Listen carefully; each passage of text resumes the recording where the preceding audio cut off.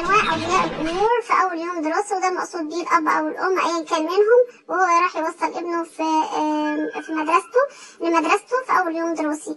النوع الاول هو صاحب العلاقات العامه، وده بيبقى داخل بيتكلم مع اي حد موجود وعايز يعمل معاه يضرب معاه طبعا صحوبيه علشان خاطر ابنه. زي مثلا اول واحد يقابله على البوابه هو الشخص اللي ماسك البوابه نفسه او الامن، وبعد كده بيدخل بقى على المدير يضرب معاه صحوبيه، وبعد كده المعلمه يبدا يتكلم معاها برضه عايز يعمل معاها صحوبيه، وبعد كده اصحاب المعلومه كمان، وما فيش مانع من ولي امر تاني معاه داخل يوصل ابنه بيضرب معاه برضه صحوبيه. وحتى الاطفال اصحاب ابنه برضه ما يسيبهمش في حالهم، برضه بيصاحبهم علشان خاطر يبقوا اصحاب ابنه، وده النوع الاول. على فكرة الراجل اللي قاعد ده مش تبعي خالص، وشكله كمان كده مش طبيعي. ولا مدير أعمالك خالص. أنت راجل وصلك يا بنتي. لا مفيش داعي، خليك كل مرة. كفاية ايه ها؟ كابتشينو سوبرانو ها؟ أنا اللي فاهم الشيء والله، ده بسيطك صوت. بتابعه قبل ما أخلص عليه. النوع التاني بيحب الرشوة، وده بتلاقيه داخل أول يوم بيسأل عن الكانتين بتاع المدرسة. أول ما بيدخل باب المدرسة بيدخل على الكانتين مباشرة، وداخل وأول ما بيدخل على طول بيشتري شنطة مليانة طبعا ملازم وطبق لابنه، بسكوتات وشيبسات وشوكولات وكل الكلام ده، وكمان بيجي على باب الفصل ويفتكر وطبعا كل ده مش هيعجب ابنه. أول ما بيدخل من باب الفصل يروح مطلع لابنه كمان رشوة مادية، اللي هي طبعا يظروفه كده 10 أو 20، وده تقريبا بيبقى ماشي كل تعاملاته في البيت بنفس المنظر كده بالرشوة.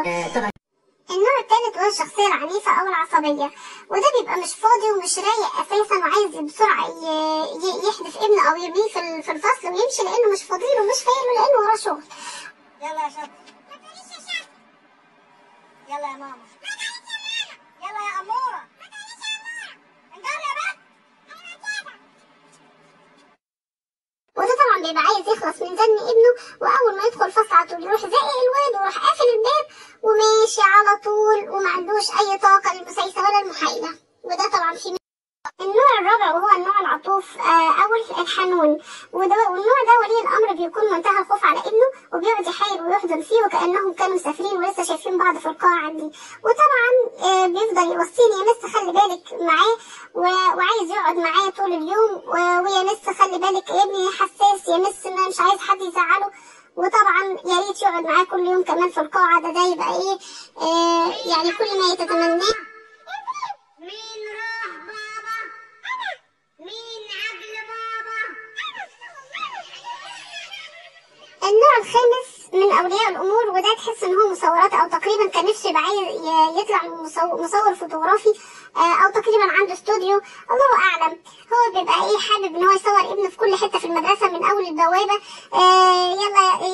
يلا يا حبوب ناخد صورة، وبعد كده بيدخل مع أصحابه يلا بقى صورة مع أصحابك، بعد كده إيه صورة مع المس بقى المس بتاعتك، بعد كده صورة وأنت واقف على السبورة، صورة في الألعاب، وهكذا. بيبقى طول اليوم هو عايز يصور وطالب مني إن أنا أصور ابنه في كل الأنشطة اللي بيعملها، وده النوع الخامس. ايه ده؟ في ايه؟ ايه مبسوط انت اللي في ايه؟ خليك زي ما انت.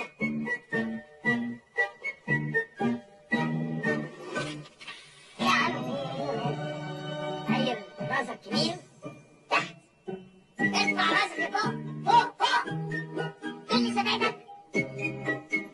تعالى يا شوية طلعني بره. ايه ده؟ يعني ايه اطلع لبره؟ شكر علينا ما تطلع تشوف عايز ايه. اطلع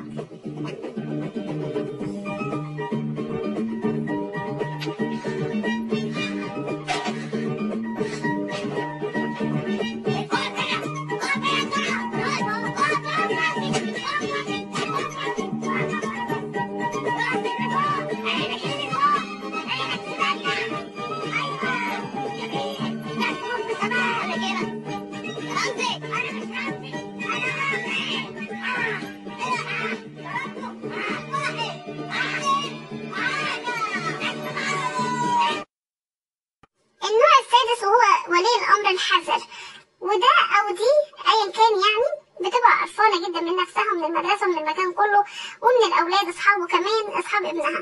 وطبعا بتوصي ابنها او بنتها اوعي تاكلي غير لما تغسلي ايدك، اوعي تسلمي، اوعي تلعبي بالصلصال غير لما تغسلي ايدك، لازم لو تلمسي الالعاب تغسلي ايدك، وكمان بتبقى حذره في كل شيء.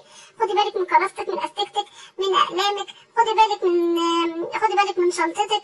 وده طبعا لو ابنها ضاع منه اي حاجه بيبقى يومنا اسود وتبقى ليلتنا سودا، لانه طبعا بيفضل يقضيها عيوط.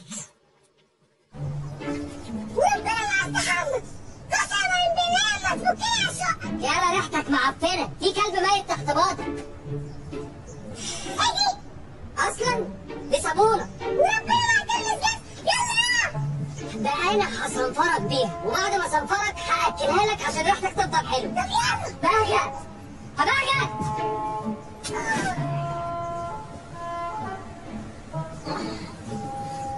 ايه ده؟ انت عملت ايه؟ حقنه مخدره عشان تحمي براحتك.